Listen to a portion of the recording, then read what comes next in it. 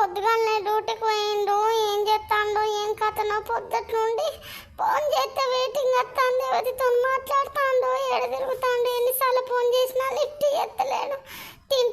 తినబుద్ధి అయితే లేదు, పండ బుద్ధి అయితే లేదు. దేవుడా ఎట్లయినా మంచిదే, వచ్చినాక గట్టిగా నిలదీసి అడుగుతావు, సంగతి చెప్తా. ఏందే ఏమైంది అట్లున్నావు? నువ్వు డ్యూటీ పోయిన కాంచెల్లి ఫోన్ బిజీ వస్తాను, నువ్వు ఏడు తిరుగుతాను, ఎవరితో తిరుగుతానో చెప్పు.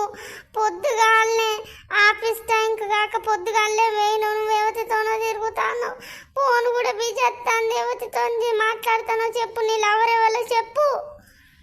నాకు లవర్ ఎక్కడిదే, మా సారు ఆఫీస్ సార్ ఫోన్ చేసిండు, ఆఫీస్ సారును మేడం ఫోన్ చేసింది.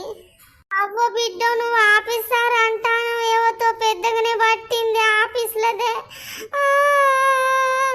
నాకు ఇంత అన్యాయం చేస్తావా? మాటిని నాకు ఎవ్వలేరే లవర్లు, నువ్వంటేనే నాకు ఇష్టమే, నా బంగారు కాయ. నేనంటేనే ఇష్టం కదా, నా చుక్కలు ఇది మంచిది, ఇది నా ఎండి ముద్దులు ఇది. ఆడోళ్ళు గిట్లా చేస్తారు. దేవుడా ఆఫీస్కి పోయిన కాంచెల్లి ఫోన్ కొడితే మళ్ళీ వచ్చే వరకు నేను డ్యూటీ చేసుకొని ఇస్తలేదు, ఏం చేసుకొని ఇస్తలేదు. మంచిగా పోగొడుతాను, మంచిగా సప్పుడే కూకుంటారు.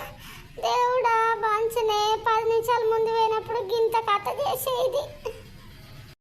మా ఛానల్ని సబ్స్క్రైబ్ చేసుకోండి, లైక్ చేయండి, షేర్ చేయండి, కామెంట్ చేయండి.